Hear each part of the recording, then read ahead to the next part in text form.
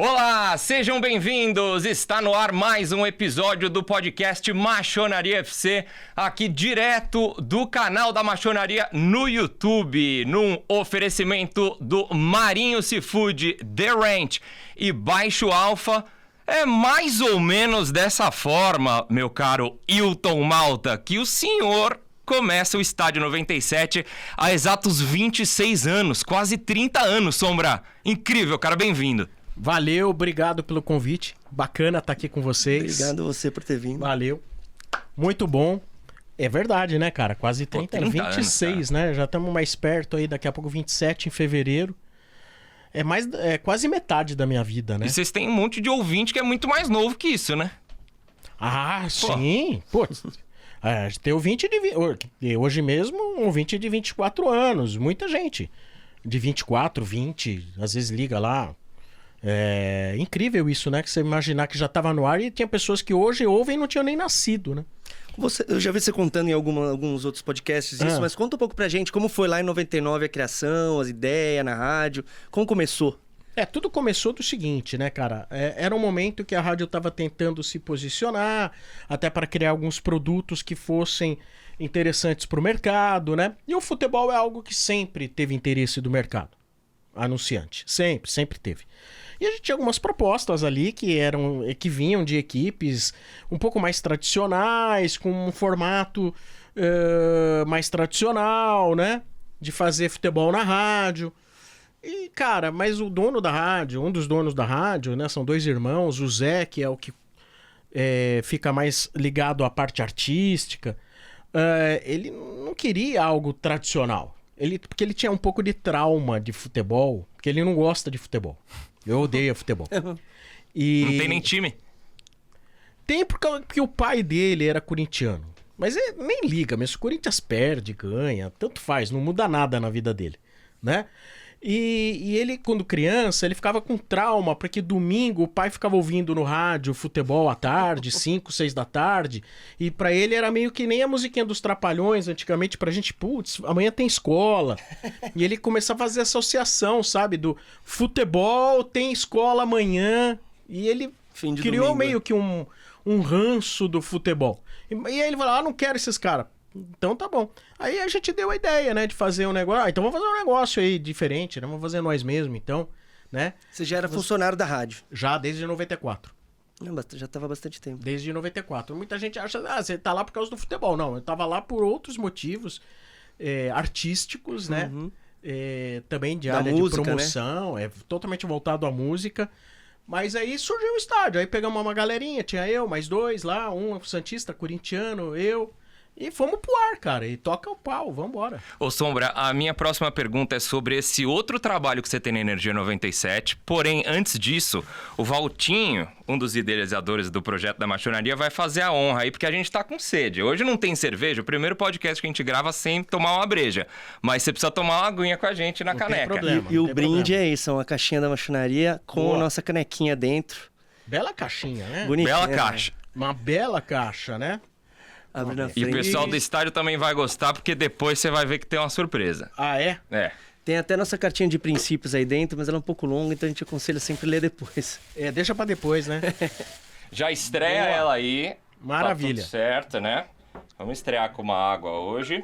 Você vê lá, programa de futebol, caramba, só 2 que bebem, meu. Então, isso... Tem 14, você e mais quem, Sombra?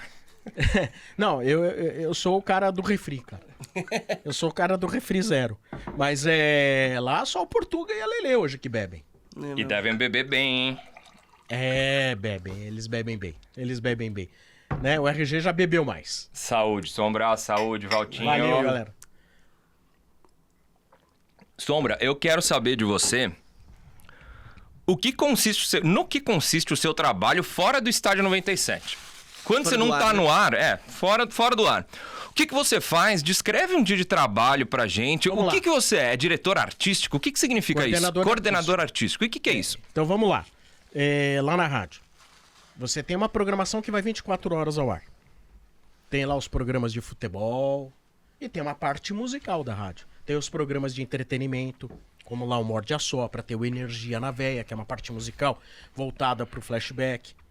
Então, você tem que tem um direcionamento musical para a parte musical da rádio. Então, a gente dá as diretrizes daquilo que deve tocar, escolha de música que vai tocar. Então, particularmente, eu trabalho com isso, faço a programação musical também, né? Aí você pega lá o Morde a Sopra. Então, a gente tem lá, dá um direcionamento artístico do Morde a Sopra, com um programa de entrevistas, que também vai ao ar às 10 da manhã. E aí você coordena, tem lá o assessor de imprensa que traz convidados, você conversa com o pessoal da produção do programa, vamos falar disso, não vamos falar disso, isso não é legal tocar no assunto, esse tipo de convidado não é legal, dá direcionamento nisso, né? Aí você faz meio que um intercâmbio entre as áreas, né? Por exemplo, tem a área comercial fala assim, pô, precisamos ter break nesse programa XYZ, não sei o que lá. Tá, olha, dá pra pôr nesse horário, dá pra pôr naquele horário, né? Na questão musical, inclusive, você opina, porque lá é o que você diria, 90% música eletrônica ou quase 100%? Não. A rádio ela tem uma tradição de música eletrônica, mas hoje a gente não pode dizer que ela é uma rádio de música eletrônica. Já foi muito no passado, mas hoje não. Até porque a música eletrônica, de certa forma, no Brasil está muito em baixa, né? Caiu demais. Teve o seu auge lá de 2005 a 2012, teve um auge, mas hoje depois veio uma descendente. Ou então a gente hoje toca alguma coisa assim de música eletrônica, mas é uma coisa mais pop, né? Eu acho que tudo virou eletrônico, né? O rap virou eletrônico, o pop é eletrônico hoje. E a gente toca muita coisa aí dos anos 2000 pra cá, muita coisa dos anos 2000 pra cá, sabe? Então, pegando um público aí 30 a 50 anos, muito forte. E você tá nessa função desde 94, você falou? Basicamente desde 94. Caramba, meu, 94. E aí tem os eventos. É uma rádio produtora de eventos. Tem o Resort do Estádio 97. Tem os eventos de música eletrônica, que tem o Experiência 2000. Tem o Energia na Veia. Então eu cuido lá da contratação dos artistas, da produção dos eventos, da matemática financeira, custo de produção. E no fim do dia tem que falar do Tricolor ainda. Exato. Ao vivo. Porque assim, muita gente acha, ele fica falando lá do São Paulo o dia inteiro, fica pensando no São Paulo o dia inteiro. Imagina. Fica tweetando. Eu tô ouvindo a rádio lá, deu 5h25, larga o que eu tô fazendo, vamos lá pro ar. É isso. E é isso. E aí ainda tento encontrar um tempo para as minhas coisas particulares de mídia social, de canal de YouTube e tudo, mas aí eu tenho pessoas que eu contrato pra dar andamento nisso. Então a pessoa chega e fala, precisa gravar um negócio sobre isso. Tá bom, arruma um tempo lá, 1 minutinho, gravo algo, né? E no Estádio 97, falando um pouco de formato, assim, ele foi bem pensado o formato que vocês têm ou foi uma evolução natural? Porque a gente até estava comentando aqui, pensando talvez vocês, o Pânico, foram as primeiras vezes que a gente viu o tipo de formato desse nível de descontração. Uma coisa que me marcava quando eu era criança, quando eu via Estádio e Pânico, era a forma que tratava o ouvinte, meio de zoar o cara, fazer piada, desligar na cara do cara. Esse tipo de coisa não tinha, né? Não. Essa liberdade de zoar o ouvinte era uma coisa que o ouvinte era tratado com cuidado, né? Como que foi que surgiu isso? Foi natural a zoeira ou foi planejado um formato? Não, nós somos torcedores. Então se você vai pro ar como torcedor para falar com outros torcedores, como que você não vai ter zoeira?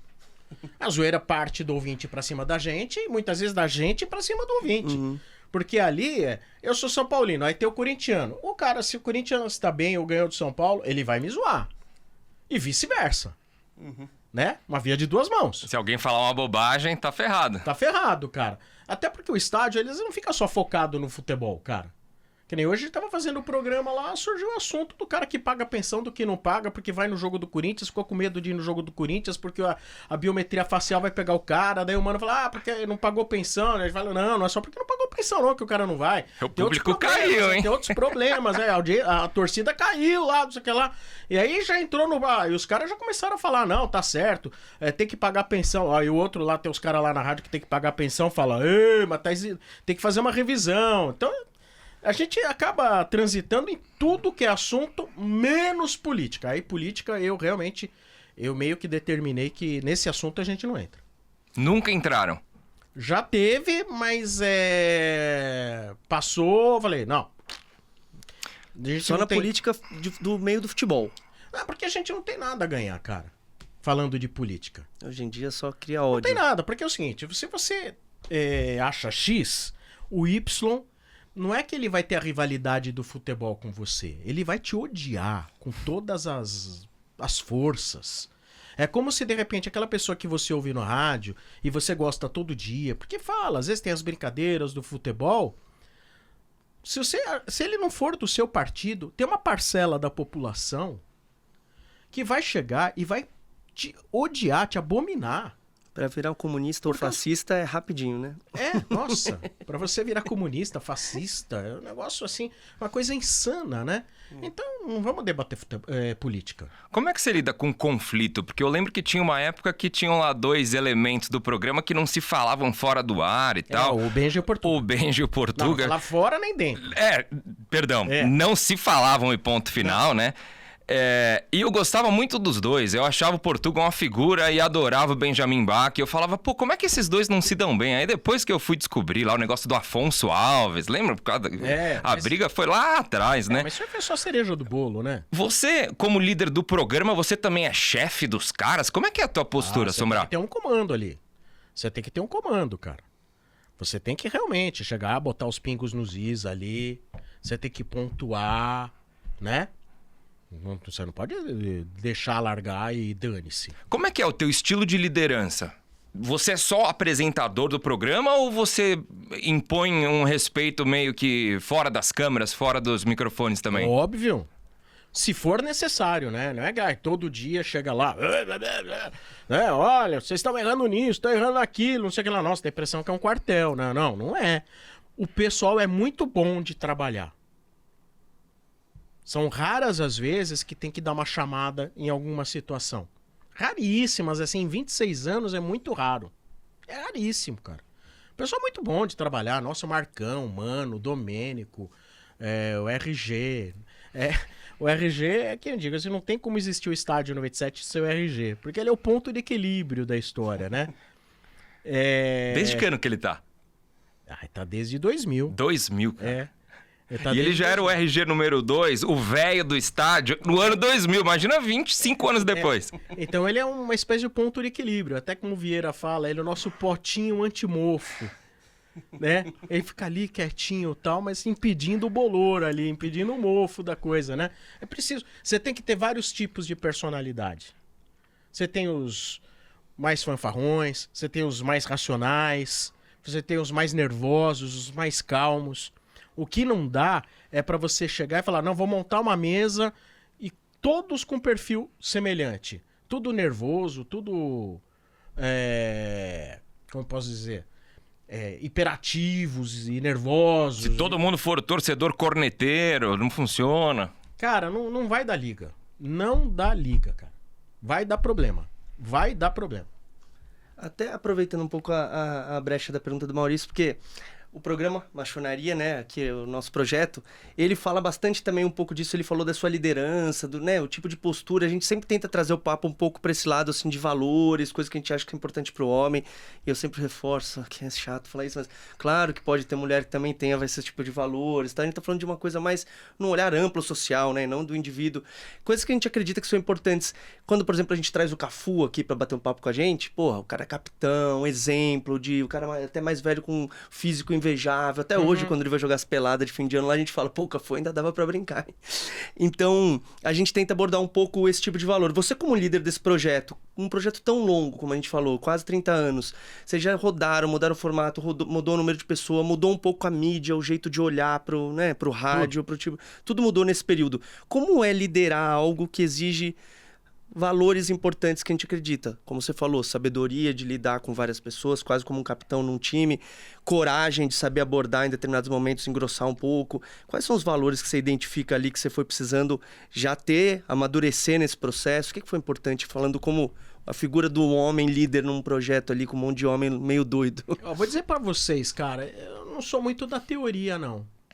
Se eu te disser não, porque é isso, porque é aquilo, etc. Eu sou muito da prática. Feeling e prática. Você fala assim, você vai escrever um livro, você vai dar uma palestra. Nossa, nem vem com história dessa. Não pensa?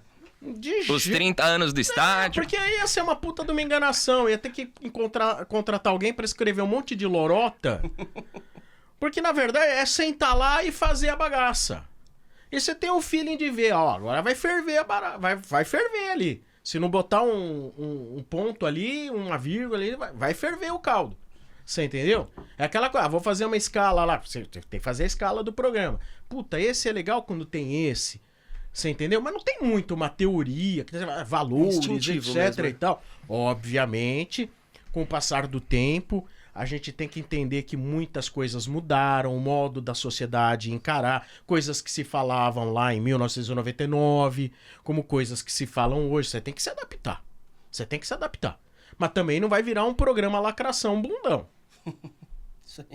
Você pode dar um exemplo, Sombra, de alguma coisa que era tranquilo falar em 99 e em 2025 já é meio pega mal? Em 99, 2025 pega... Ah, por exemplo, lá no começo, por exemplo, não precisa ser nem 99, talvez no começo, lá 2010 e tal, a gente tem um componente nosso que ele é gremista, que é o Vieira, né? E o Vieira tava lá falando tal, daí o Ben já pedia a palavra assim, ele para, Vieira, você é gay? Piada de gaúcho. Né? E focava naquilo, você é gay, você quer lá. Sabe? Então assim... Não tem mais espaço. Não, por exemplo, pra ficar forçando na história do cara ser gay. Nós temos um gay no programa. Nós temos. É o Mota. Nós temos. Uhum. Não temos nenhum problema. Lá, ô Mota, você tá namorando com quem? Ô Mota, você vai sair com quem? A gente meio que às vezes brinca. Ó, o Mota é nossa irmãzinha, bicho. Ó, quem quiser se engraçar com ele vai ter que passar pelo crivo do estádio 97. Vai ser estranho no ninho lá. Exatamente. Né? Mas então a gente pega mais leve nessa questão. Né? Agora, tem essa coisa, né? Que isso aí não tem como evitar. A gente chama os corintianos de galinha, chama o palmeirense de 100 mundial, de pepa, o caramba, e os caras chamam a gente de Bambi. Você entendeu? O que eles querem dar a entender quando chama de Bambi? Ah, que São Paulino é gay. Vamos lá, vamos falar a verdade? Essa é a realidade que o pessoal quer falar? Isso, coisa de gay. Tudo pão de bem. arroz, aquela história toda que Mas, veio. cara, quando eu era criança, eu tinha uma vizinha que era palmeirense, ela já chegava e falava, você é pó de arroz. Mas dane-se. Porque é uma questão que essa questão de o São Paulino se irritar com isso é uma bobagem. Eu vou te dizer porque é bobagem. Porque, tá bom, aliás, aí Bambi, né? Dane-se. Você não tem que se preocupar com isso. Dane-se, deixa falar. Eu ouvi uma vez... Muito título, né? Acha muito título, tem que falar. Isso faz parte da brincadeira do futebol. É isso aí. Faz parte também. Qual que se chama corintiano de galinha? Por quê? Porque é medroso, porque galinha foge, etc e tal. Galinha preta. Quer De induzir macumba. aqui. É sempre aquela coisa da fragilidade masculina, etc. Mas isso é intrínseco ao futebol. Isso é intrínseco ao futebol. Tem a impressão Então que não isso... teria como abolir Nem tem, dentro né? do nosso programa esse tipo de consideração aí. Por que Pepa? Porque a Pepa é rosa. É a rosa, não sei lá. E fica aquela história. Pô, eu sinceramente, mas pode falar o que quiser. Eu não tô nem aí. Era a Teve questão uma dos vez- playboys, né? Antigamente, que era o time mais de elite, meio de fresco e tal. Aí foi pra esse lado, né? Era mesmo. São Paulo era um time de elite. Essa é a realidade. São Paulo é originário do clube paulistano. Paulistano era a reunião da nata da elite de São Paulo. No coração dos Jardins. Você imagina. Teve uma vez um menino que trabalhava comigo, palmeirense. Ele tava zoando de Bambi, mas ele era um que gostava de dar uma lacrada, apontar o dedo, falar que é um tóxico, coisa do tipo, né? E um dia ele tava me zoando Então de... ele Então, um dia ele tava zoando de Bambi, eu falei assim... pra zoar no futebol pode, né? Você aponta o dedo pra todo mundo, mas no tem futebol pode. hipocrisia pra cacete. Aí Tem ele- muita hipocrisia. Ele ficou quieto, assim, ele falou assim, não, tem razão, não vou mais chamar mais de Bambi, eu vou chamar de time da Vila Sônia. Daí eu falei assim, então de pobre pode zoar, porque a ideia da Vila Sônia é tirar do Morumbi, que é o bairro chique, certo? Eu falei, vocês não são do Morumbi, vocês são da Vila Sônia. por onde- Falei, então você pode zoar. Então o que eu fui fazendo com ele é que se você quiser ser chato pra caralho, você vai ser. Tudo vai ser. Vamos entrar na chatice agora? Então vamos pra guerra. É isso aí. Então não, então, pobre Então você vamos pode pra zoar, não guerra. pode zoar Vocês têm gay. mais a perder, hein? A gente vai sair por cima. Que nesse jogo a gente joga bem. Com certeza. Valtinho, eu acho que é chegada a chegada a hora. da gente ir para aquela parte lá, porque um dos patrocinadores que eu falei no começo, Sombra, é o meu amigo Marinho, do melhor japa do mundo, segundo a minha teoria. Então, eu não sei se você gosta de comida japonesa, Sombra, mas Gosto. temos aqui, ó. Aqui, Olha isso aqui, vê se a câmera Ei, consegue pegar esse sashimi maçaricado aqui. Um combinado também. Coisa linda. Olha isso. Carpaccio de salmão que o Marinho mandou. Eles mandam pra gente beliscar aqui enquanto a gente grava. Montão de hot roll. Olha Opa. isso. O bom é que sobra Esse tudo pra produção. crisp aí Depois tá bom, todo mundo hein? come junto no fim do programa. Esse crisp aí tá legal. Não, Sombra, olha isso aqui, cara. Eu falo que é a comida mais bonita do mundo. Olha esse combinado, meu. Opa. Olha isso aqui, cara. Galera, Bacana, deem uma olhada e peçam Marinho Seafood tanto nas festas e eventos de vocês, quanto em qualquer dia. Eles estão nas plataformas, então acessem aí Marinho Seafood, sigam eles no Instagram, 2 instas pra vocês seguirem. O primeiro é o @Marinho Seafood e o segundo é o Japa do Marinho, os 2 no Insta, tá bom? Recomendamos fortemente. E apesar dele fazer mesa pro Neymar e tudo mais, o preço é bem acessível. Com certeza. Maravilha, hein? Tá bonito mesmo. E ainda tem um ceviche aqui, olha isso, Vixe. meu. Bom, ó, se vocês quiserem já irem se servindo, temos aqui já os hashis, o shoyu e tudo mais, tá bom, galera? Então, vou deixar a cargo aí de vocês, Valeu. senhor Hilton Malta. Boa. Meu, incrível esse negócio dos nomes no estádio, né? Eu tive que procurar na internet, isso já tem há mais de 10 anos. Qual que é o nome do RG? Qual que é o nome do Portuga? Qual que é o nome do Sombra? E ninguém te chama do teu nome, né? Mas o meu tá no meu perfil do Insta, tem lá. É, Tá lá. mas isso antes do Instagram, né? Isso... Ah, antes, né? É, porque... Aí tinha que procurar na internet. né? Na internet, exatamente. Quando o Estádio 97 ainda não estava na internet. Que ano que vocês começaram a reproduzir o programa no YouTube? Olha, no YouTube, agora eu não vou ter uma memória exata. Eu acho que, assim, pro pessoal ouvir via internet, deve ter sido lá pra 2004, 2005, provavelmente. Por aí. Agora, no YouTube, eu acho, cara, acho que no mínimo 10 anos, hein? Acho que no mínimo 10 anos. Como foi essa... A gente chegou a citar aqui esse tempo tão grande do programa, tão longo do programa. Como que é citar com essa mudança da mídia como um todo? Vocês começaram na rádio, que ainda em 99 ainda tinha uma pegada bem tradicional, né? A rádio foi ficando meio uma rádio-TV, começou a ser gravada, e de repente começou o corte pra internet, de repente transmitir ao vivo em YouTube. Como é que foi passar por essa mudança pra vocês, a adaptação de quem vinha de uma mídia tão tradicional? Cara, foi só agregar. Não foi muita mudança. Porque você vê, a gente faz o programa pro rádio, mas não tem uma mudança de postura ali, porque tem câmera. Nós estamos fazendo como se fosse pro rádio. A câmera é que fica caçando a gente. A gente não tem essa preocupação de ficar procurando a câmera pra falar. Não temos essa preocupação. A gente faz programa pro rádio. A câmera que fique buscando a gente. Você entendeu? Porque quer queira, quer não, a maior audiência é o rádio. Pra você ter ideia, a gente tem, na média, por dia, que ficam ali simultaneamente, depende do dia, vai, 13, 14, 15 mil pessoas na média assistindo concomitantemente no YouTube, ok? Mas no rádio são cerca de 120 mil pessoas por minuto. Como é que se dá essa medição de Ibope pro rádio? Ainda é entrevista na rua? Hoje, em rua, Ainda é. internet. Eles têm as fórmulas matemáticas deles lá pra chegar nessa métrica, né? Mas é uma coisa que o universo dos radialistas concorda que é uma medição correta. Como o Ibope seria pra TV. Podemos dizer que é o que temos. Não posso dizer com certeza que, olha, é 100%. Tá?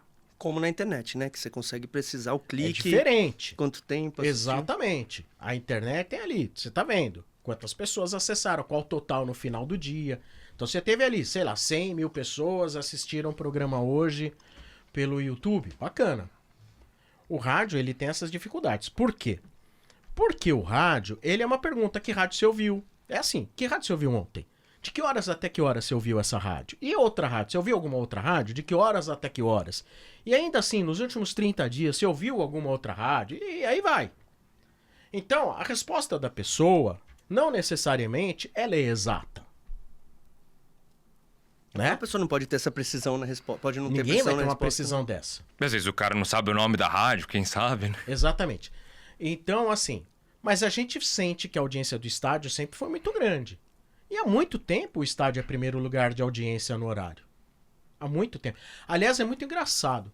Depois de 24 ou 25 anos, nós batemos a maior audiência do programa.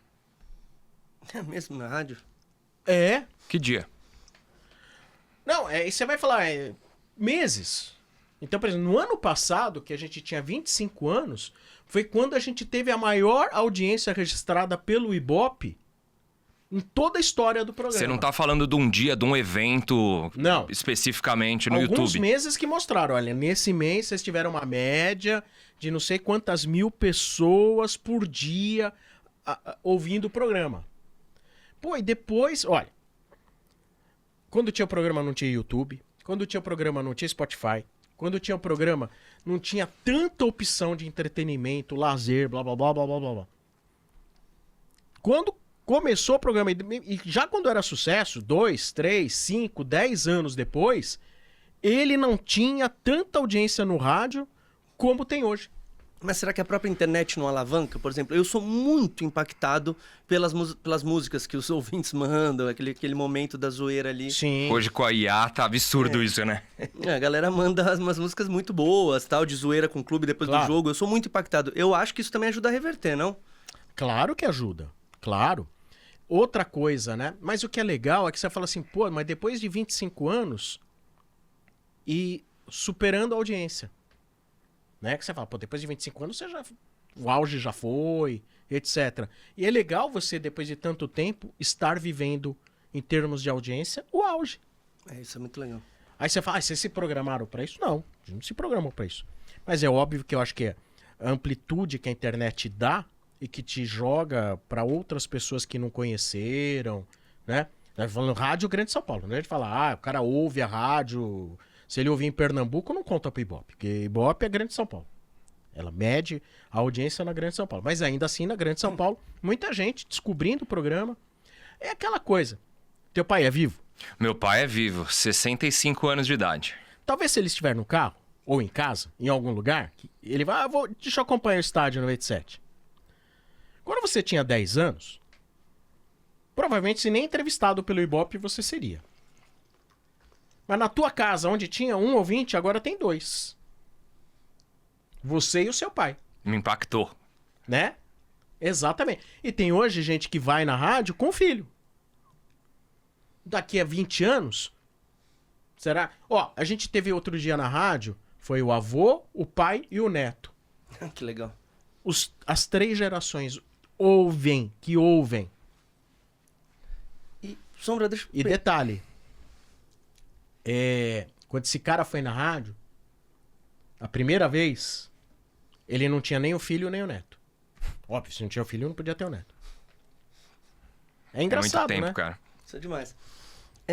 Mas a gente também já abordou um pouco isso, mas como vocês lidaram com essa chegada nos últimos anos da mulher no meio do futebol?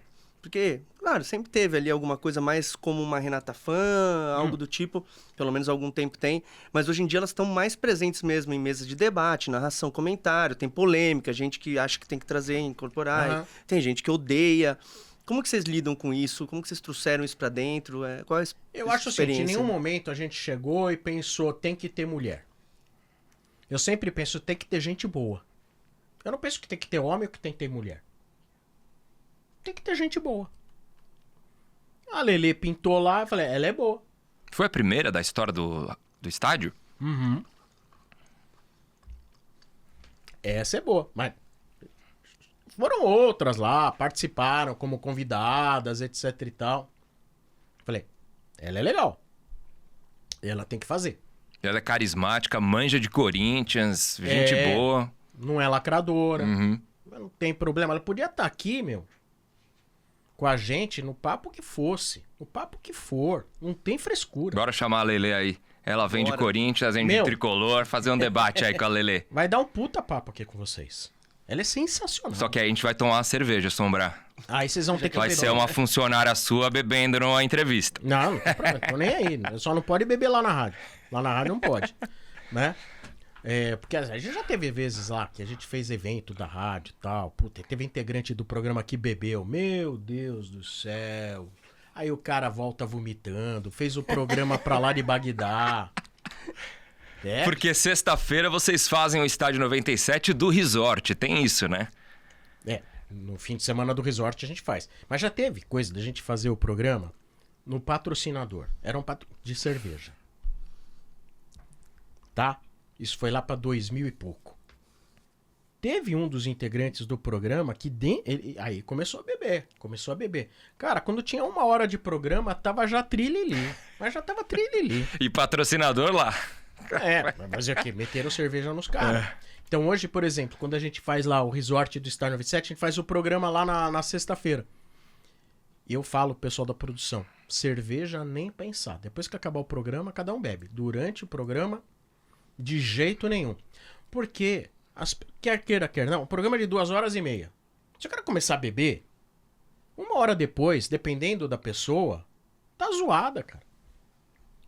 Tá zoada. Começa a enrolar a língua, começa a falar mole. Pra comunicação é péssimo mesmo. Cara.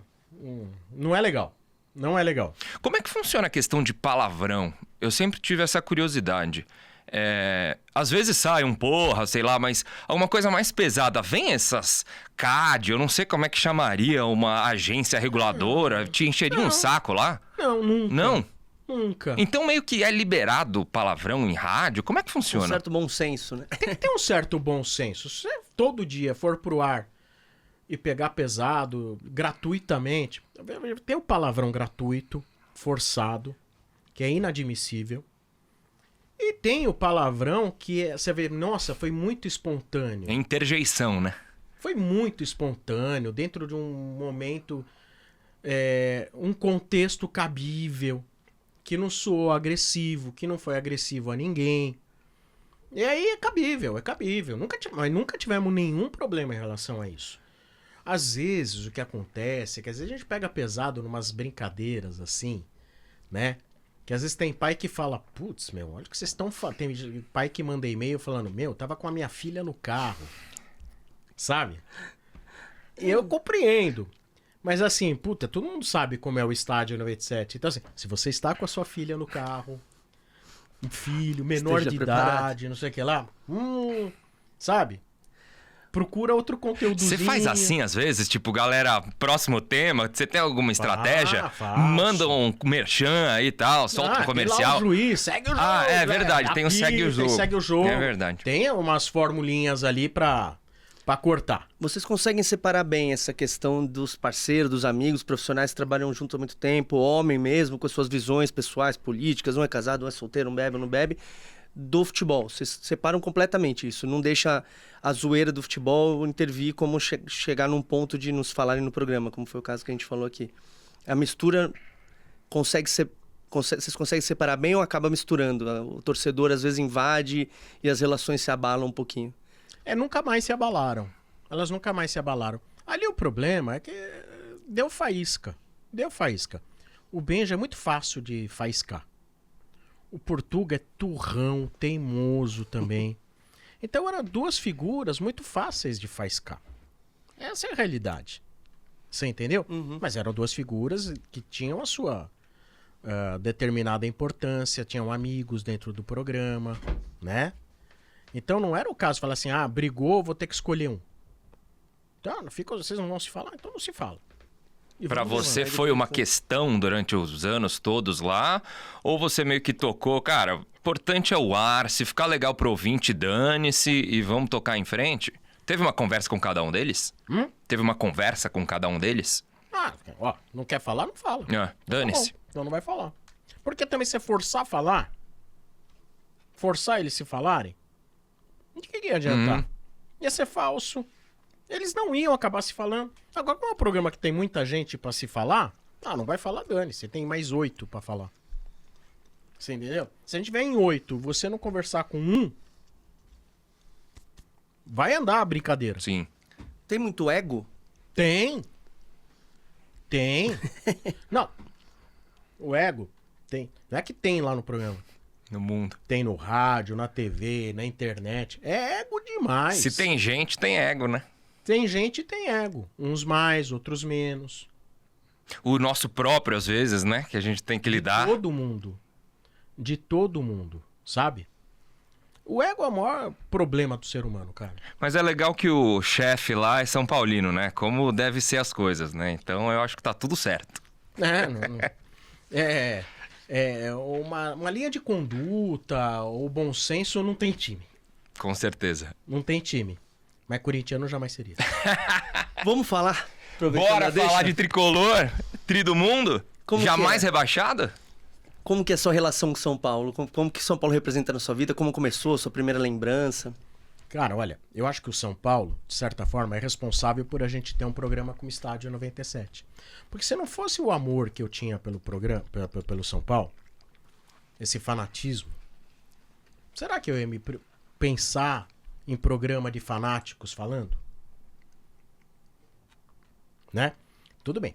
O Estádio 97, temos que ser justos. E aí é aquela questão, né? Eu não tenho ego em relação a essa questão. Um formato muito semelhante, não tão declarado, mas todo mundo sabia quem torcia pra quem, era uma mesa redonda dos anos 70. 70. 70. Você entendeu? Tinha lá palmeirense, São Paulino, corintiano, santista. Os caras quebravam o pau. Avalone. Antes, mas antes. Não, essa época nem era a época que mostrava. Era uma época que tinha o palmeirense Milton Peruzzi, o santista Peirão de Castro, o São Paulino era o Petri, Roberto Petri, e tinha o corintiano que era o Zé Italiano. Porra, quebrava o pau o programa. Quebrava o pau. Então, Qual rádio? Ou TV? TV Gazeta. TV Gazeta. TV Gazeta. Tá, o estádio é o primeiro programa da história que tem torcedores, etc e tal? Não. Lá eram jornalistas.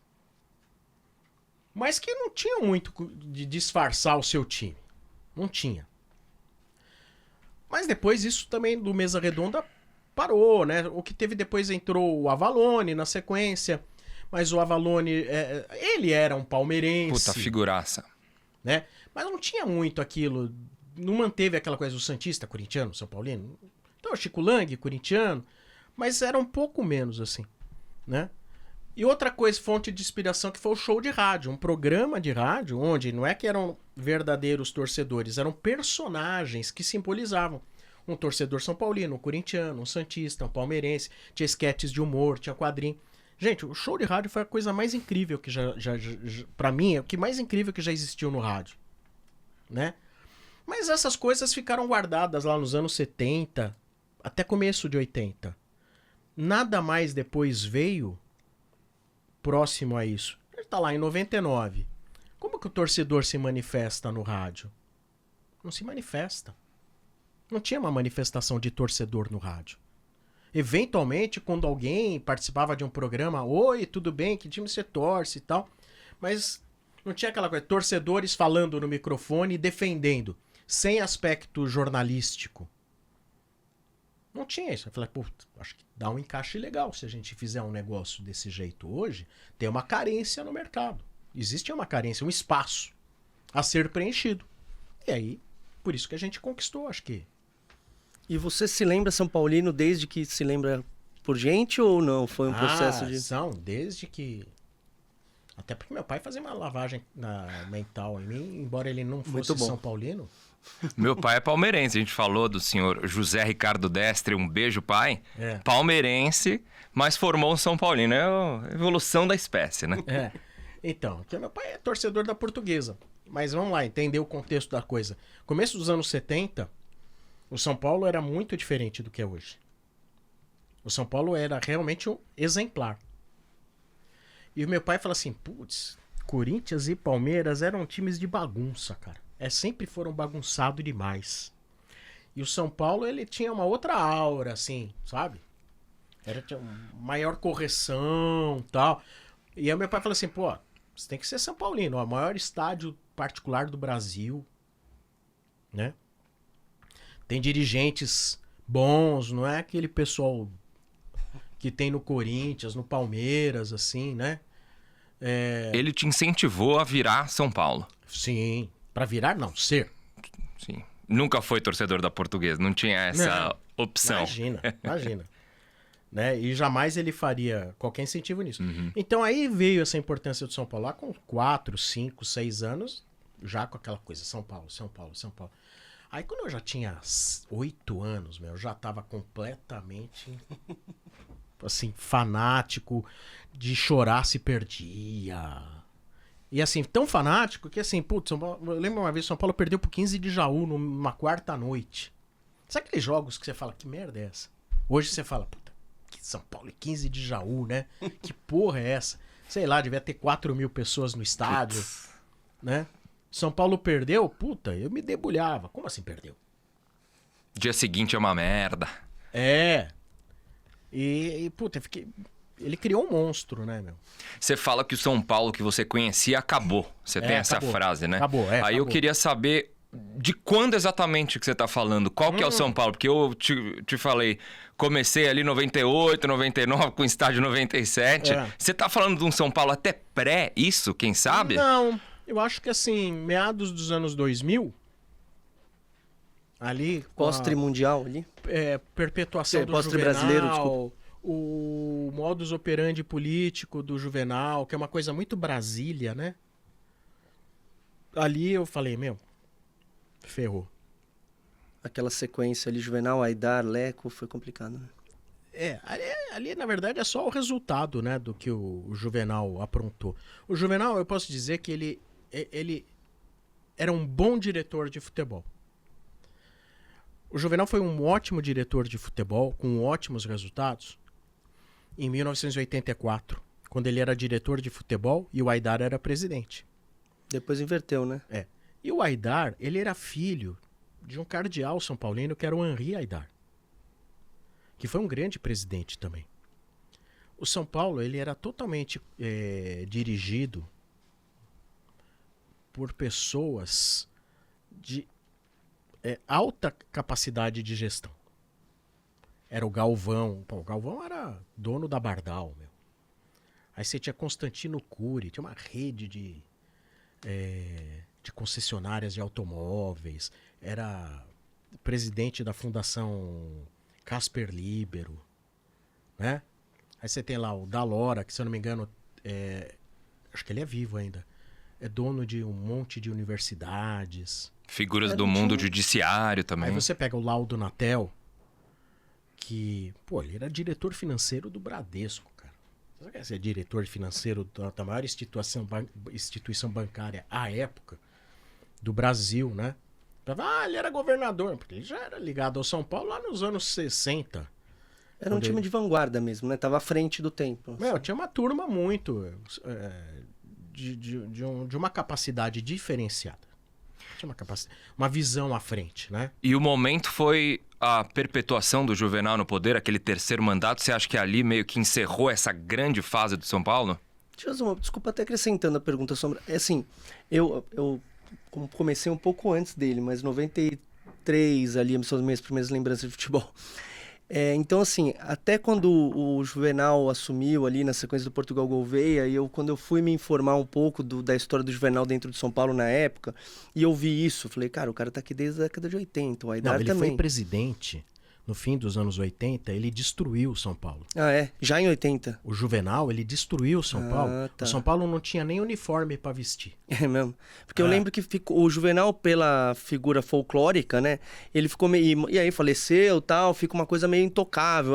Você lembra do Juvenal, a maioria do torcedor lembra do Tri. Não, eu não esqueço. Eu sempre tive uma sensação de que ele representou pro São Paulo mais ou menos o que o Dualib representou pro Corinthians, Mustafa pro Palmeiras. É aquele cara que até venceu, tem no currículo títulos, mas deixa ali uma década de destruição. O próprio André Sanches. O próprio André Sanches, o Eurico. Eu acho que são o grandes Juvenal... figuras que deixam terra arrasada quando saem. Olha, eu acho que o Juvenal eu não colocaria no mesmo patamar de Mustafa. Eu acho que o Juvenal, ele sempre usou de armas políticas para se manter no poder. Mas, por outro lado, de alguma maneira, ele tinha uma boa visão pro futebol. Como eu disse, ele foi um ótimo diretor de futebol. Então, ele sabia como lidar com o jogador de futebol. Né? Era um cara quase de vestiário, parecia, né? É. Ele teve a visão de Cotia. Foi uma obra dele. Cotia. Então, assim, por esse lado, nem tudo era ruim. Mas tudo isso teve um preço. O que é? Se manter no poder, não incentivar a formação de lideranças esclarecidas, capacitadas. Tanto é que ele se colocou como uma opção para o terceiro mandato.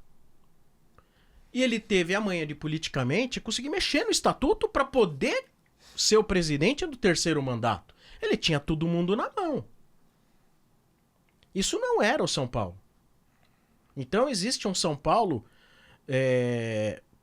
do Juvenal que teve coisas boas. Mas, de certa forma, nos proporcionou prejuízos a médio e longo prazo. O ponto de virada, então, foi a eleição, a terceira eleição, na tua opinião? É. Aí você chega lá, o Juvenal, terceiro, gestão, não sei o que lá, aí ele vai sair. Quem são as novas lideranças? Quem são as novas figuras que você fala, puta, esse cara é respeitado no mercado. Pô, esse cara é um grande gestor. Quem são essas pessoas que hoje fazem parte do Conselho do São Paulo? Né? Ele deixou caras que já estavam lá, né? O Leco já estava lá, o próprio Aidar estava lá, o Casares era membro de São Paulo já. Parece que não tem oposição, né? Então ele criou um sistema meio monárquico, né? Ele criou um sistema meio monárquico. E essa afirmação de que o São Paulo que você conheceu acabou, isso é posto ou... Não, é uma questão de modernizar, de trazer, e a gente pode voltar a ser um clube de liderança? Eu acho muito difícil. Porque o mercado mudou. Você sabe por que, tudo, de certa forma, o mercado mudou muito? Não tem como você chegar lá agora no Conselho de São Paulo e falar assim, putz, olha quem tá aqui nesse conselho. Metade não serve. Você não tem como tirar de lá. Você não tem como chegar e falar, você sai porque metade aqui não serve. Ou mais, sei lá, qual é o percentual. Você não tem. Até porque o clube passou por um processo de popularização. Né? O que é bom, na tua opinião, ou não? Em termos de ganhos de torcida, é. Em termos de ganhos para marketing, né? Para você ter maior presença, consumo, tudo isso é maravilhoso. Mas o clube popularizou. Essa é a questão. O clube popularizou-se. O que você quer dizer? Que eu acho que, de repente, para você antes ser uma pessoa que comanda o São Paulo Futebol Clube, você tinha que ter um nível mínimo. Será que hoje existe um nível mínimo? Você tá falando da presidência, mais especificamente? Geral, cara. Geral. Eu acho que geral. Porque tão importante, às vezes, quanto a presidência, é uma pessoa que vota lá no estatuto do clube. Se você tem um nível mínimo, você não se vende por uma carteirinha ou por uma posição política. Mas isso não acontece, por exemplo, eu ouvi uma vez Você entende o que eu tô dizendo? É uma visão interessante, Sabe lá porque as pessoas querem o contrário, parece, que é popularizar mesmo e às vezes até abrir para o sócio-torcedor. A votação... Cara, então... abre pro sócio-torcedor. Eles vão votar em quem? Alguém escolhido pelo conselho que tá lá. Não muda nada. No Corinthians, quem vota é o sócio do clube. Eles tiveram que escolher entre o Augusto Melo e o André Negão. Eles mesmos falam, nossa, e agora? Morro com tiro ou afogado? De que adiantou você ser eleitor? Mas, por exemplo, quando a gente pega um clube que hoje em dia até de alguma forma, né, não sei, esse debate é mais complexo, mas de alguma forma referência de gestão, principalmente pela questão financeira, pelo poder que permite que o time seja muito forte, que é o Palmeiras, eu já ouvi coisas do tipo, assim... e olha, aqui é só o que eu ouvi, hein? Não tô afirmando nada disso, mas assim... Teriam dito que para conseguir algumas coisas lá dentro também, acelerar alguns processos que permitissem que ela fosse candidata a presidente. Falou, a Leila convida um cara para ir num jogo internacional com tudo pago no jatinho dela, ou ela dá um ingresso para um almoço de fim de ano. Então, dá uma sensação que tem tudo, né? Tipo, tem o cara que se vende lá em cima e tem o cara que se vende por um ingresso para ele e para a mulher irem na festa de fim de ano do clube. Isso acontece em todo lugar, mesmo num clube que hoje tem uma gestão um pouco mais modelo como o Palmeiras, né? Certa vez foi um presidente de clube, ao qual eu não vou dizer quem, e foi no programa. Fora do ar, ele falou assim, pô, eu recebo e-mail de conselheiro pedindo para pagar o condomínio.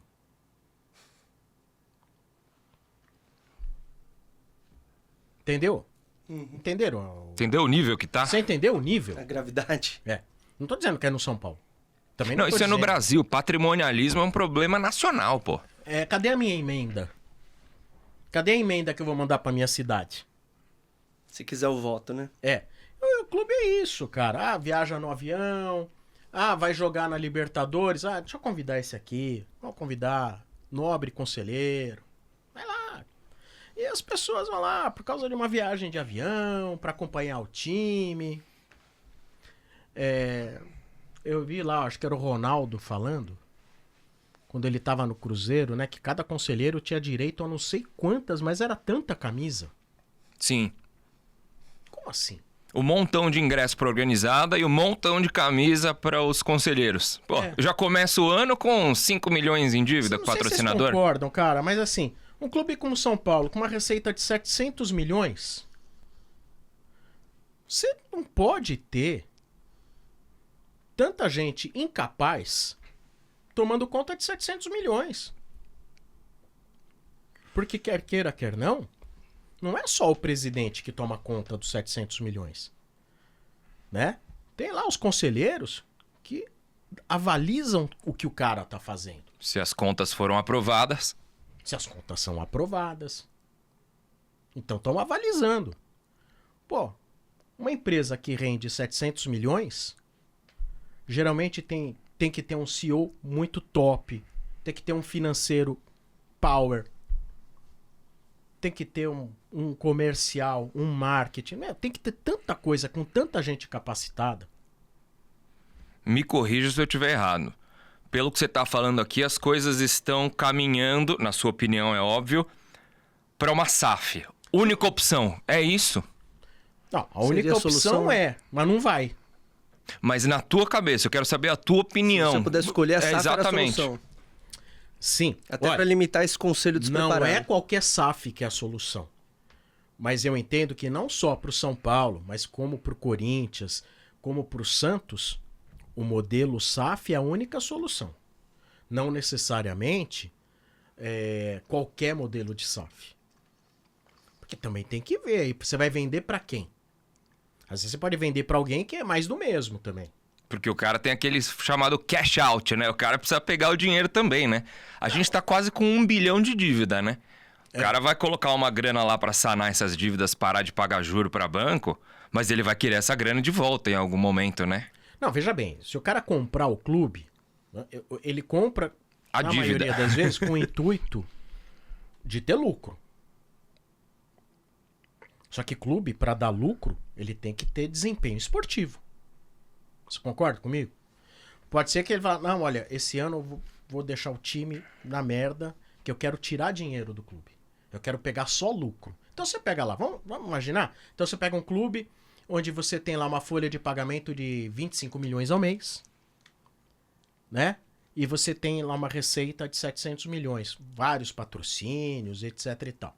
Beleza. Aí ele fala assim, puta, precisa aumentar a rentabilidade. Vou baixar essa folha de pagamento para 10 milhões de reais por mês, vou cortar isso, vou cortar aquilo, etc e tal. No primeiro ano, os patrocinadores ainda estão lá, né? Mas, como vai ser o desempenho do time? Ele vai realmente naquele ano, talvez economizar? Vai tirar mais dinheiro? Pode ser, naquele ano. Provavelmente no vai ano cair. seguinte, tá morto. Pode cair. A arrecadação da Série B é um lixo. Exatamente. Então, tem SAFs e tem SAFs. Por exemplo, essa do Textor é um absurdo. Porque assim, quais são as regras que ele segue?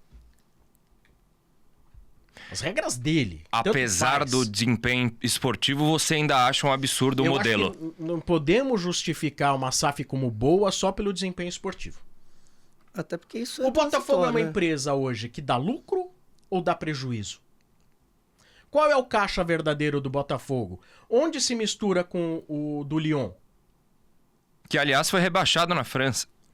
Porque não cumpriu regras financeiras. Do fair play financeiro. E ele agora tá numa cruzada de fogo aí, inclusive os sócios dele. Porque assim, o pessoal fala do Textor porque ele é um dos acionistas de um fundo. Os sócios querem tirar ele. Amanhã o Botafogo pode até acontecer de o Botafogo não ser mais gerido pelo Textor, por exemplo. Ele não é um dono único, né? É um fundo que é dono lá do Lyon, que era dono do Crystal Palace, ou ele Que era caiu dono... também, né? Hã? Que caiu Crystal também, né? Palace rebaixado. E ele vendeu lá, acho que a participação dele. Aí eu já não sei se é a dele ou é do fundo do grupo dele. Então acho que a gente tem que enxergar com carinho a história da SAF. Alguém que queira realmente tratar o São Paulo com respeito, que ponha dinheiro, né? O ideal seria um Paulo Nobre, né? Que não seja um aventureiro. Então, o Paulo Nobre, cara, com todo respeito, mas assim, não tem dinheiro nem pra comprar o Palmeiras nem o São Paulo. Mas pelo menos que muito invista caro. uma grana pra liquidar as dívidas, né? Aí é outra história, mas assim... Deu condições, você tem o Paulo Nobre, tá? O Paulo Nobre saiu. Corria um baita risco de entrar qualquer mané do conselho do Palmeiras e levar o Palmeiras pro saco de novo. É. Correu. E amanhã, se a Leila sai, corre o risco de novo. Porque o Palmeiras não é uma SAF. Palmeiras é um clube associativo. A Leila sai amanhã, quem garante que quem vai entrar no lugar dela é alguém lá de conselho que já tá lá desde a época que dava ideias erradas quando o Palmeiras foi rebaixado. Quem sabe dá vontade nela de um terceiro mandato, quem sabe? Então é um negócio Vai saber complicado, também. exato. Não sei se de repente ela, através do poder que ela tem sobre o conselho, de querer um terceiro mandato, não sei. Você acha, você fez até a metáfora aqui, né, da emenda parlamentar, né, cadê minha emenda para eu levar lá? Tanto no futebol quanto Que emenda no futebol é cargo de diretor da botia, cargo de adjunto disso, de adjunto daquilo. Ingresso show. Ingresso de show. Vai ter show no Morumbi. Deve ganhar uns 40 ingressos. O cara vende, tira dinheiro do próprio clube. Teve isso, cara. Show da Madonna, Bruno Mars. Os caras ganham 40 e vendem 35. Pô, esse dinheiro é do São Paulo, gente. Tanto no meio do futebol, como na sociedade como um todo, né? Nesse exemplo que você fez, essa metáfora que você fez da emenda, falta um pouco de decência mesmo como base. Porque a gente tá falando da SAF aqui, desse cuidado de... Pode ser SAF por dinheiro e ser um maluco que quebra do mesmo jeito. A ideia é buscar... Ética, decência. Isso é o que a gente tinha lá atrás no São Paulo que você conheceu. Exatamente. O que falta hoje não é só o que falta no São Paulo, falta no Brasil. Falta no Corinthians, falta no Santos, falta no Palmeiras, falta no São Paulo, falta em tudo que é lugar. Mas o que são os clubes de futebol? Se não uma amostra da sociedade? Com certeza. Não é? Eu concordo muito. Uma vez eu ouvi eu trabalhava numa produtora e tinha um diretor, um cara que todo mundo respeitava, um cara super, né, importante dentro da produtora. E aí um dia eu fui com a camisa do São Paulo, não sei se eu ia direto pro jogo, alguma coisa assim, e ele falou: "Você gosta de futebol?" Eu falei: gosto bastante ali. O futebol é a desgraça da sociedade, ele falou. Eu falei: será? Eu acho que tá mais para um espelho da sociedade, vai. A gente representa bastante. Puta, acabou meu clima na produtora. O cara ficava olhando torto para mim todo dia. Acabou que eventualmente eu saí. Mas é isso, que né? Opinião merda desse cara, hein? Com todo respeito. Merda. O cara, né, tinha muito respeito lá e não sabia o que falava. Pô, pelo amor de Deus, que babaca. A origem dos problemas, né? Não, nada a ver, né? Nada a ver, né? Você acha que o Flamengo pode ser um modelo pro São Paulo? Assim, a gente de dentro. A gente não, porque eu nem sócio sou. Você é sócio de São Paulo? Sou. Conselheiro também? Não. Eu sou sócio só pra ninguém chegar e dizer, você não pode dar opinião porque você não é sócio. Você vota? Porque conselheiro... Eu já vi conselheiro de clube chegar e falar assim... o clube... Foi um corintiano aí, conselheiro corintiano, que falou, o clube não é dos torcedores, o clube é dos sócios. Eu paguei meu título, é meu. Eu só pago minha mensalidade pra que nunca apareça um palhaço. Que se um dia aparecer um palhaço desse na minha frente questionando, eu falei assim: eu sou sócio. Você não joga tênis lá, não usa piscina? Você tá de brincadeira. Odeio. O quê? Odeio o clima do do clube. Pra fazer o quê? Mas você acha que de dentro... Porque o Flamengo tem a impressão que não vem um investidor de fora. De dentro eles se organizaram. É um clube gigantesco, uma torcida gigantesca. Tem muita briga. Lógico que tem. Tem muita Mas guerra. você acha que essas dívidas todas, elas podem ser sanadas sem a SAF? Ah, eu não acredito. Você não acredita? No São Paulo? O Flamengo conseguiu pelo tamanho da torcida, é isso Olha, você acha? eu não sei se vai ser a SAF a saída. Mas assim, sem uma baita injeção de dinheiro, esquece. Esse planejamento para 2030, que o presidente repete toda hora, de... De que ele não vai fazer parte. É. Que ele sai o ano que vem.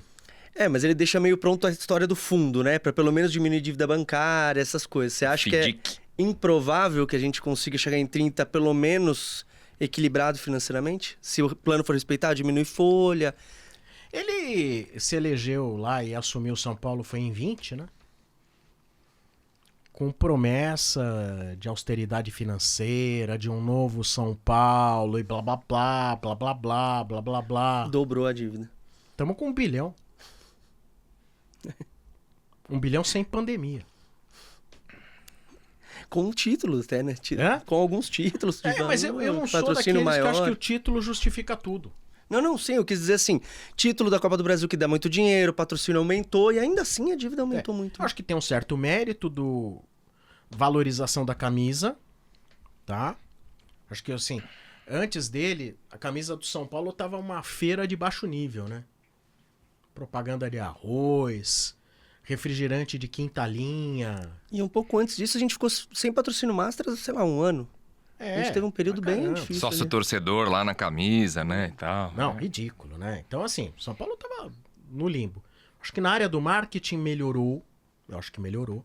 Até porque o Casares era do marketing, né? Essa área comercial, acho que deu uma melhorada, sim, né? Há questionamentos, né?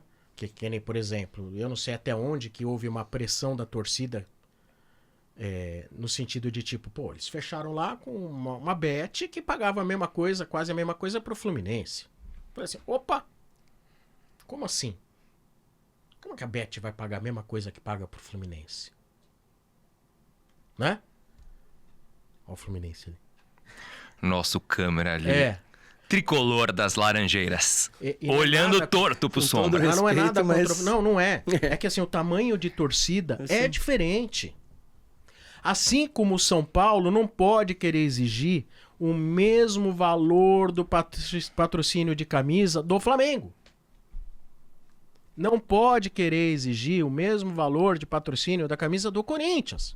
Porque são quantidades diferentes. Aí pode entrar naquela, mas o poder aquisitivo, etc e tal. Tudo bem, acho que isso aí entra-se também na pauta, mas é nítido que Flamengo e Corinthians têm maior torcida em todas as camadas, na A, B, C, D e E. Isso é óbvio. Né? Então, e isso o torcedor também tem que entender, né? Que essas torcidas são maiores. Eles vão ter mais dinheiro de marketing, venda de camisa. Eles vão ter. Apesar da postura do Casares... Mas não pode ter a mesma coisa que alguém que está muito abaixo de você. Exatamente. Com certeza. Até o número da torcida. Teve uma pesquisa essa semana, a do São Paulo lá em cima, terceira ou quarta, do Fluminense, infelizmente, lá para baixo, e você equiparar os valores essa pesquisa fica complicado. Ela tem uma metodologia muito adequada pro Flamengo. Porque ela não era que time você torce. Você pode responder até 2 ou 3 times que você torce. E todas caíram. O Remo e pro Flamengo, Isso. né? Todas as torcidas caíram da última pesquisa. É um negócio meio... Mas enfim, não tô falando dessa especificamente. Okay. Não, eu entendo. Mas é... Então eu acho que houve uma melhora na área comercial. Eu acho que houve uma melhora, né? Mas assim, a parte financeira e técnica, putz, muito a desejar. Essa parte técnica, o que você quer dizer? Em campo mesmo? Sem dúvida. Gastaram dinheiro a rodo com jogadores que não deram o menor retorno. Há acertos e há erros. Mas foram erros que ajudaram demais o São Paulo tá nesse limbo financeiro que nós estamos agora. Você tá falando de Rames, Orejuela... Daniel Alves, né? Daniel... Eu não vou criticar muito a questão do Rames, mas vamos lá. Todo mundo gostou, né? Orejuela, Éder. Cara, o Nicão foi inacreditável, porque ele chegou ganhando muito, tava na cara que não ia dar certo. Mas é óbvio que não ia Era dar. muito óbvio. Era óbvio, né? Tinha ido bem no Atlético, 700 gol de pau. bicicleta, mas... Mas ele tava 10 anos no Atlético, teve uma temporada razoável lá. E você né? vê, o São Paulo tinha jogadores que ele trouxe e pagando altos salários. Quando esses caras saíram do São Paulo, eles sumiram. Eles sumiram. Por que sumiram? Porque a realidade deles era não estar num clube grande. Eles não tinham mais a menor capacidade de jogar num time grande. Mas foi lá o São Paulo abraçar. O Wellington Rato foi meio assim, né? Mas a gente gosta dele hoje. Hã? Isso aqui tá- Não é? Já passou por mas o Vitória e Rato, tá no eu não Goiás. entendo como uma contratação dispendiosa. Não foi uma contratação dispendiosa. Não foi. Né? Mas, pô, Nicão e Orejuela é um pecado aquilo. A gente Quanto gastou de dinheiro?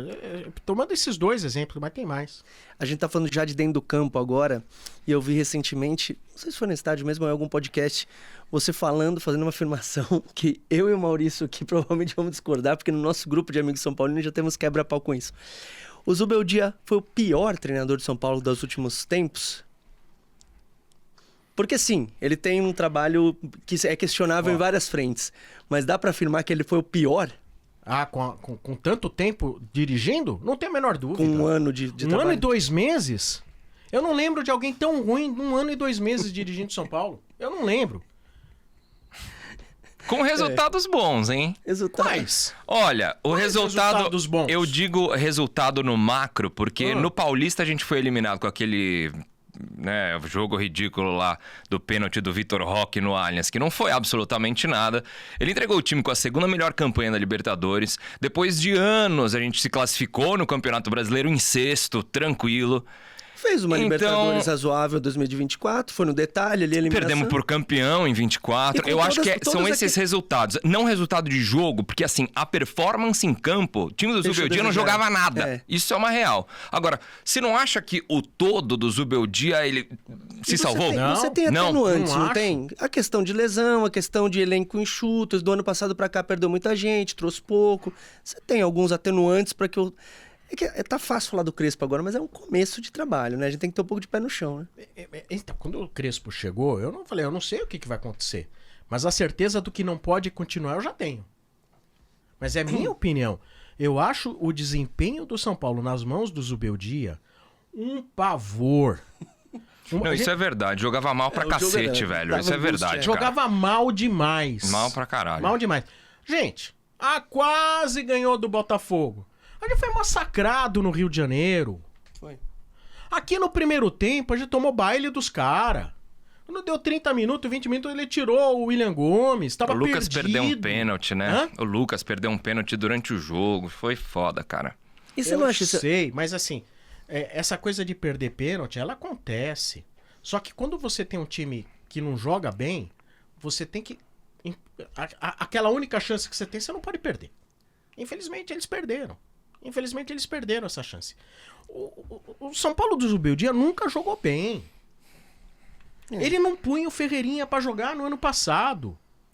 Aí a gente tomou um esculacho do Vasco em São Januário. O Vasco em crise, com um técnico interino no banco. Vocês lembram disso? Eu lembro. Foi ele um botou- papo de que ele precisava entender o futebol brasileiro, que ele tava chegando. Ele botou o time inteiro, o técnico do Vasco botou o time inteiro de juniores, reservas. E foi 4-1 de virada esse jogo, né? Você tá de brincadeira. Tá de brincadeira. Um esquema horroroso. Um 4-2-4 nojento, insistindo que o Luciano era meia.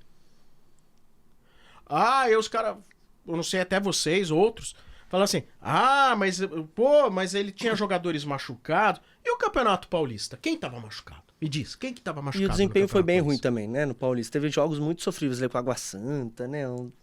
Praticamente todos os jogos foram sofríveis. A gente teve- Corinthians contra o foi a gente excelente. bem, Acho que o é. melhor jogo do ano, antes dessa sequência boa que a Me gente diz tá. outro jogo do Paulista que foi bom. Não, acho que só, foi horrível. Mas o time tinha uma certa casca e eu fico com uma sensação assim também. De novo, não é defender o desempenho, eu acho que o desempenho estava baixo e se a gente tivesse alguém no mercado, como foi o caso do Crespo, eu era a favor da troca também. Eu era contra a troca pelo desespero, sabe? De trocar por trocar. Mas assim, por exemplo, eu tava vendo esses dias um vídeo do Canedo, sabe quem é o Vitor Canedo? Que foi da Globo, agora faz uns programas, acho que o Thiago Leifert e tal. E ele tá fazendo uma análise das 50 contratações mais caras dos últimos 10 anos do futebol. 43 são divididas entre Flamengo, Palmeiras e Botafogo. E aí, as outras 7, acho que tem 2 do Red Bull, Bragantino, uma do Fluminense, uma do Santos, agora não lembro quem era, e não tem nada do São Paulo. Então, se eu não me engano, o Botafogo, naquela janela de meio do ano, antes de pegar o São Paulo na Libertadores, investiu meio bi em contratação. Parece que essas contratações no São Paulo não dão certo. Quando a gente investe demais, é cagada, né? Quando a É gente impressionante. investe, foi o Rames, que veio de graça, por um salário muito alto, financeiramente. Esquece. Mas nesse quesito, São Paulo não tem a menor condição de competir com os outros. Esquece, não tem. Não tem. Ficou muito difícil, né? Sob essas condições, ficou muito difícil. Só que é o seguinte, você não fica jogando todos os campeonatos só contra Flamengo, Palmeiras e Botafogo. Sim. E a resposta nos jogos que não era contra essas equipes? Cadê? Foi duro. Nós só fomos pra Libertadores direto porque o Botafogo ganhou contra o Galo a Libertadores. E o Flamengo ganhou a Copa do Brasil, né? Daí a gente ficou... Não foi por mérito dele, não. O Botafogo botou a gente na Libertadores, senão a gente já tá na pré. Você teria demitido já no Paulista? Mas não tinha nem virado o ano. Sério? O quê? Classificando em sexto, você ia demitir o Zubeldia. Classificando em sexto? Mas foi em sexto? Foi em oitavo, acho, né? Foi em oitavo? Foi porque eu acho que Flamengo e Botafogo foram por Copa do Brasil e Libertadores. Só que eles já estavam no meio lá, entendeu? Então os outros 6 foram os diretos. A gente foi direto pra fase de grupos. A gente não pode ter terminado em oitavo na Libertadores. Não, é porque são 6 do Brasileirão, não é isso? Não, são 4 que vão direto. 4? Tem que ver. Então, Mas, foi gente, sexto. se é sexto é oitavo, se é sexto ou oitavo, foi direto por causa do Botafogo. Acho que deve ter sido isso mesmo. Sexto lugar, gente. Botafogo, Palmeiras, Flamengo, Fortaleza, Internacional e São Paulo. Daí a minha pergunta, Sombra. Se você teria virado o ano já com a demissão de um cara que... Cada vez que eu vi ele entrando com o Luciano na meia... O Ceni punha também, tá? O Luciano na meia. Foi o Dorival e o Crespo que não punha. E quem disse que eu não critiquei o Ceni por ele botar o Luciano na meia? Imagina, mas eu teria... Porque é o seguinte, eu não penso só no resultado, eu penso naquilo que eu tô vendo. Isso vai levar aonde? Onde que esse trabalho vai chegar? Eu não via.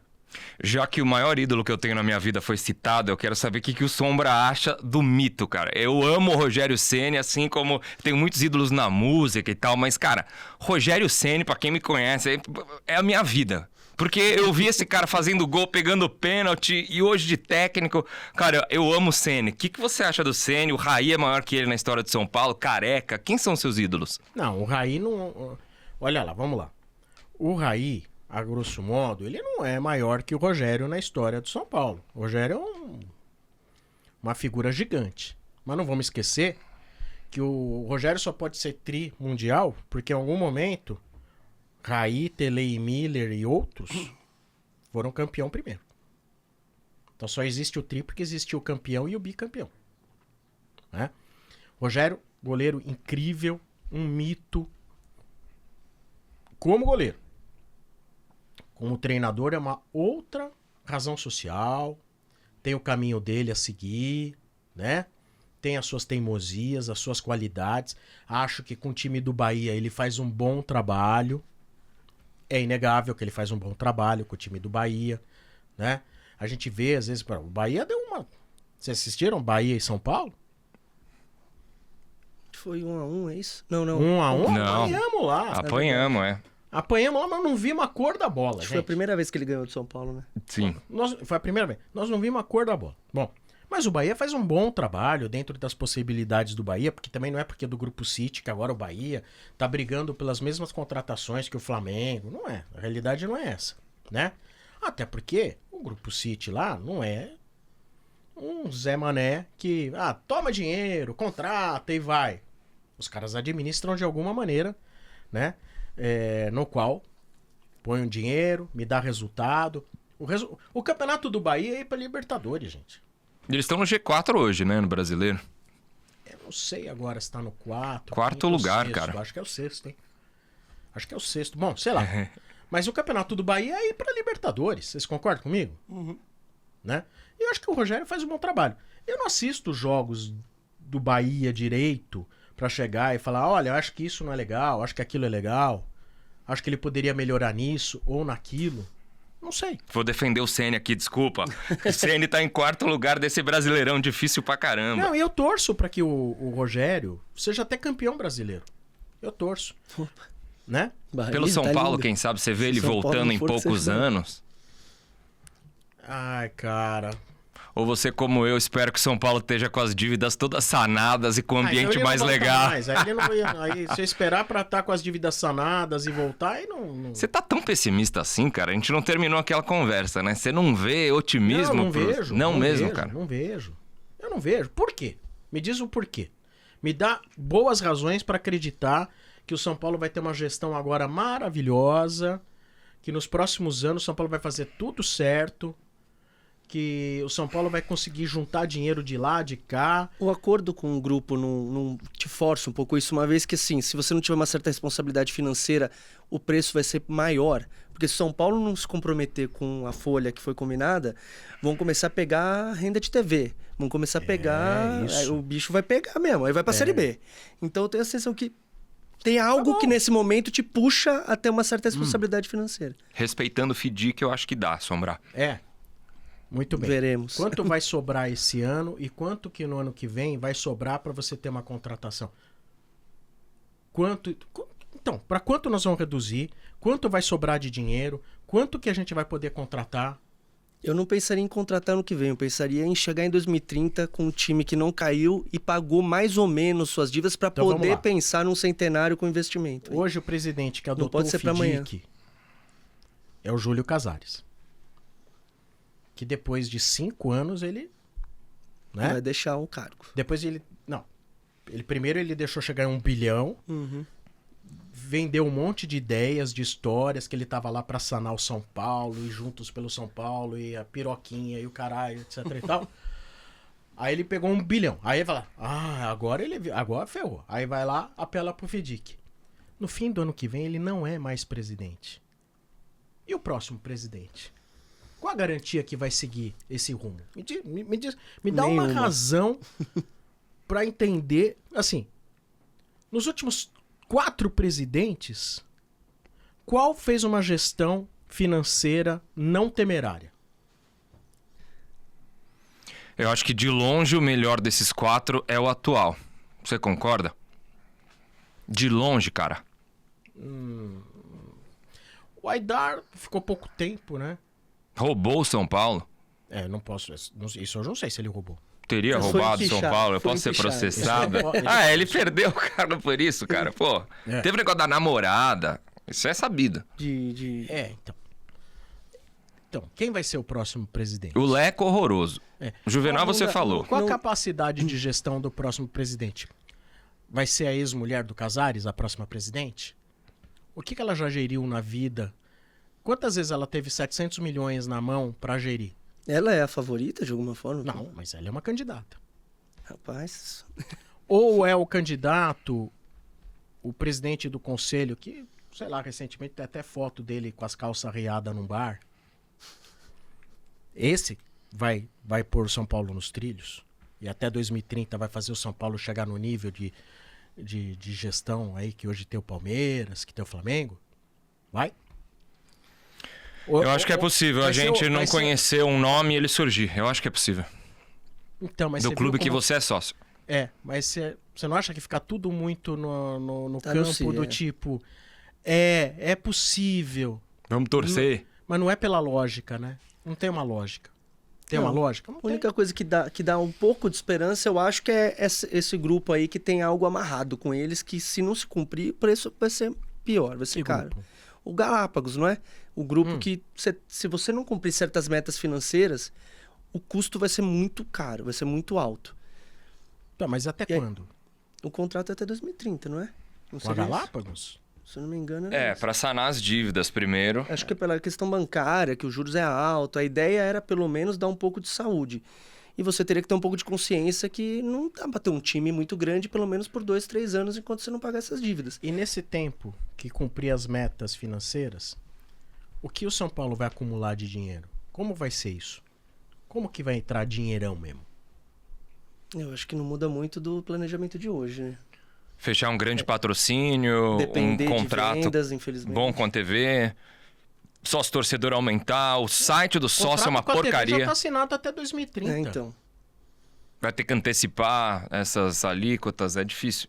Eu acho que é manter o que tem hoje diminuindo o custo. Essa é a ideia de que, Por que o ele Casares quer vender vende. lá pro Marinax lá a história? Porque ele sabe que se não entrar dinheiro, não tem futuro. E muito por conta desse fundo que a gente está comentando que te proíbe de pegar empréstimo bancário. Então você tem que lidar com o que você tem em caixa. Então tem que vender o William Gomes por uma merreca, porque você precisa daquele dinheiro naquela semana. É sufocante a história mesmo. Almoço para pagar o jantar, né? Estamos com algumas camisas aqui, ó. Essa a gente tava falando do Brasil 500 anos, ó. Camisa de 2000, que legal.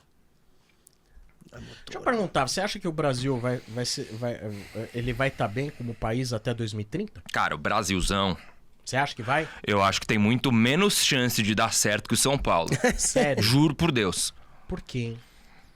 Porque o Brasil é É uma mais difícil, questão né? estrutural de 500 anos. Você tá mostrando o Brasil 500 ali. Agora, o São Paulo, como uma instituição muito menor que o Brasil, mas, óbvio, o maior clube do país, isso dito por rivais, cara, isso é bizarro. Todo mundo, talvez o nosso amigo tricolor das Laranjeiras ali, ache esse clube o maior do país.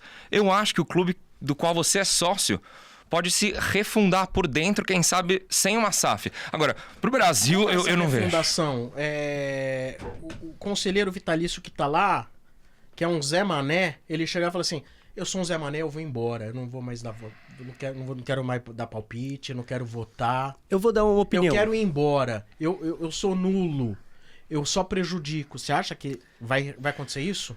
Eu acho que vai precisar de grana, então, alguns anos, não sei se até 2030, mas o que dizem é que no meio do ano que vem a gente já vai estar respirando um ar mais limpo, se a gente seguir esse FDIC. Óbvio, não pode cair, o São Paulo tem que ter algum resultado esportivo, e eu era contra a demissão do Zubeldia também pela questão financeira. Eu queria segurar o cara porque ele entendia exatamente a questão financeira do clube e a situação. Então, ele não era o cara que, como o Dorival Júnior, legal que ele entendesse ele chegava a situação financeira. O problema é que ele não entendia a situação técnica. Exato, não, isso você tem total razão, já concordamos, não estava produzindo nada.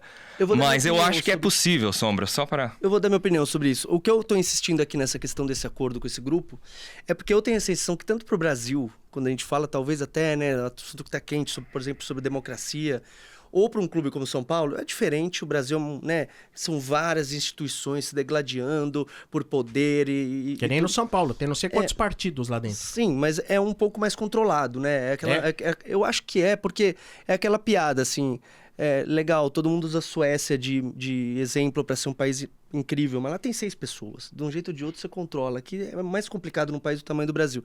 Mas assim, uma das coisas que me faz acreditar quando eu vejo alguma coisa é justamente na diminuição de poder das pessoas e das instituições. Aquela história, se tem muito poder em um só, como foi o caso do Juvenal, que você citou, ele dominava tudo, você começa a ver da merda. Isso vale para os países também. Quando você vê as instituições... Quando você ouve falar, sem entrar em debate político, de mensalão no sentido de compra de outra instituição, do executivo comprando o legislativo, é muito poder na mão só. Quando você vê uma canetada monocrática, assusta, porque vem um congresso de 500 eleitos e toma uma decisão, e vem um cara e mete uma caneta, é muito poder. Isso é o que mais me assusta e eu acho que isso que mais destrói qualquer instituição. No caso de São Paulo, esse contrato me dá uma sensação que ele freia alguém que queira fazer muita merda. Ou, se isso for desrespeitado, aí a Série B destruiu o clube de vez. Porque se você começar a perder o pouco de renda, de equilíbrio que você tem de renda de TV, aí fodeu de vez. Então, o contrato me dá a sensação que qualquer um que entre vai entrar meio enquadrado pelo que esse contrato se propõe. E isso me dá a expectativa de que não dá pra fazer muita merda. E eu acho que a democracia e qualquer coisa que se levante depende de não deixar nego fazer muita merda. O resto a coisa vai andando, sabe? É um freio importante. Olha, eu acredito em pessoas. Se tiver pessoas de qualidade, pode ser. Se não tiver pessoas de qualidade, eu não acredito. O saldo do Casares pra você, positivo ou negativo? Olha, eu não consigo achar assim... Vamos lá, do ponto de vista de resultado, você ganha uma Copa do Brasil, um Campeonato Paulista, Supercopa. que é um jogo.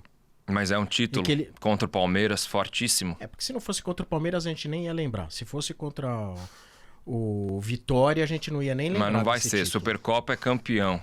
Né? Supercopa campeão, é campeão. Flamengo, Campeão é Palmeiras, é Galo, é time grande. Então, assim, o adversário que você derrota, ele é muito mais valioso do que o próprio torneio, na verdade, que é um jogo, né? Então, assim, se fosse contra o Vitória, a gente não... ganhando Vitória. É como se fosse um jogo de fim de semana que você foi lá, tem que cumprir esse jogo, né? Mas ganhando o Palmeiras, então, você valoriza. E também tem o tal do campeão de tudo, né? Aí você fica o campeão de tudo, É. que vira um marketing interessante, a torcida... Sim. E é bom pra torcida isso. Aliás, aquele boné campeão por inteiro que o São Paulo fez, o que tem a ver? Campeão de tudo é perfeito. Agora, campeão por inteiro, gente, pelo amor de Deus, não tem nada, não é por inteiro. Campeão de tudo e acabou. Meu Deus. Porque sabe uma pessoa como essa seja o presidente depois. Puta merda. Quem criou isso aí pode amanhã ser presidente. Você não vai me contaminar com seu pessimismo, hein, Sombra? Puta merda. Não. Cara, o São Paulo só me decepcionou, né? Quando você vem de um São Paulo que você viu ganhar tudo, bem gerido, etc e tal, hoje é uma decepção atrás da outra, né? Pô, 2023 foi uma redenção pra mim, cara. Derrotar o Palmeiras, o Corinthians, depois o Flamengo na final. Um título que a gente não tinha. Pô, que tesão, cara, juro. Demais, Não, Puta mas merda, eu te velho. entendo, cara. Eu te entendo, porque assim, você é bem mais novo que eu. Né? 36, e você? 56. Então, não só pela questão da idade, eu vi coisas e presenciei e torci por um São Paulo que se apresentava de uma maneira diferente. Aí tem uma diferença também que é, cada um vê o futebol ao seu modo. Por exemplo, você achava que o Zubeldia não era um problema porque você entendia que, na sua concepção, atingia bons resultados. Eu tenho um jeito diferente de ver. Eu acho que, assim, os resultados para mim que ele trazia não eram bons e os meios para trazer os resultados que para mim não eram bons era pior ainda. Desempenho em campo horroroso? Desempenho horroroso, né? Então, assim, cada um tem o seu jeito de ver o futebol. Mas eu entendo que você enxerga dessa maneira, né? Que você fala, puta, 23, Copa do... Pô, legal, fiquei feliz que a gente ganhou a Copa do Brasil. Mais meio foda-se pra você? Mas assim, tá. Essa Copa do Brasil que a gente conquistou vai melhorar o quê? Dentro do São Paulo, que pra amanhã ele tenha presidente capacitado, volte a ser um clube de primeira prateleira. Talvez até mascare, né? Nós não somos mais. Hoje a gente é um clube coadjuvante do futebol brasileiro. Mas estamos batendo no Palmeiras aí todo ano. No Corinthians também. Ganhamos título em cima do Flamengo. Então aí, você tá vendo a diferença? Pra você se ganhar do Corinthians, tá tudo certo. Pra Não mim, só do Corinthians. Não é só ganhar do Corinthians. Né? Eu queria que em 2030 a gente tivesse realmente um novo Morumbi. Eu queria que em 2030, mas bem antes de 2030. O São Paulo o Morumbi já tinha que ter sido reformado há muito tempo. Tinha aquele projeto Morumbi século XXI lá. Que, mas o São Paulo esses dias eu vi um vídeo do Birner falando, que é bem São Paulo. Esse cara é legal. E ele tava falando um pouco desse debate que vocês... Mas não tenho dúvida que ele ia achar legal. O Birner acho que é filho do Zubeldia. Ah, ele gostava muito do Zuba também, né? Não, eu gostava muito mais que eu, cara. Eu não sou tão Zubeldete assim, não. A gente não. não defendia ele como a última bolacha do pacote. A gente só achava que o problema era muito maior do que ele, que dentro das condições do trabalho era nota 6. Mas os problemas continuam muito maiores que o treinador. Sem dúvida. Mas é incrível que um treinador botou umas pecinhas, no lugar certinho. Mas Parece tá outro cedo, time. Tá cedo pra ter essa afirmação, tá? Ano passado a gente ganhou 4 jogos seguidos com o Zubeldia também no Brasileirão. Depois deu no que deu, depois foi se desestabilizando. Eu tô confiante também com o Crespo, mas o que eu ia falar do Birner era o seguinte: ele faz um pouco exatamente dessa ideia que você passou. Ele falou, eu sou de uma geração de torcedores que tinha até uma certa prepotência mesmo, porque de fato São Paulo era um clube à frente dos outros, em termos de gestão, de olhar e de títulos por consequência. Então a gente tinha. Ele falou, não era nem um torcedor tão apaixonado, era uma coisa que dava 10 mil no Morumbi ali, para São Paulo campeão brasileiro, na década de 80, e tava bom, só enchia em clássico e tal. Tinha uma certa prepotência mesmo, porque de fato a gente era melhor em termos de gestão. E o torcedor de hoje, que é talvez esse que viu o primeiro grande título, pelo menos a nível nacional, que foi a Copa do Brasil, uma galera ali nascido na década de 2000, a gente um pouco mais velho, mas essa galera enche todo o jogo, é muito apaixonada pro sentido bom e ruim, então odeia demais, ama demais, enche estádio, e talvez até porque um pouco do sofrimento traz um pouco dessa paixão, dessa proximidade, que aquela soberba do melhor time do Brasil. Então ele fez essa análise da diferente olhar pro São Paulo que as gerações têm, né? Eu acho que eu fiquei no meio de um caminho ali. Minhas primeiras lembranças, meu primeiro grande jogador que eu fui, que era meu ídolo, era o Miller. Eu queria jogar igual a ele. Eu ia na educação física e queria imitar ele, a comemoração de gol dele. Eu achava ele mais do que o Raí pra mim. Engraçado. Todo mundo era o Raí, né? Foi fenomenal. Eu amava o Miller. E aí já peguei ali, crescendo, uma geração do São Paulo, do Brasil. A gente ficou mal acostumado, né? De 94, 98, 2002, o Brasil, São Paulo, segunda metade de 90 ali deu umas tropeçadas, mas logo já veio o Portugal Gouveia e o time já foi... E aí, realmente, pegar essa gestão agora, a Copa do Brasil acabou virando algo maior, um símbolo pra gente maior do que ela deveria ser, até, né? E no fim do dia você quer título, então, eu queria comemorar o título, não quero saber, porque tá devendo 700 milhões. Tudo bem, eu quero pagar os 700 milhões, mas eu quero ganhar título também. Mas vocês usaram o exemplo aqui. Mas o Zubeldia não teve lá os jogadores que o Botafogo pôde contratar, o Flamengo, o Palmeiras.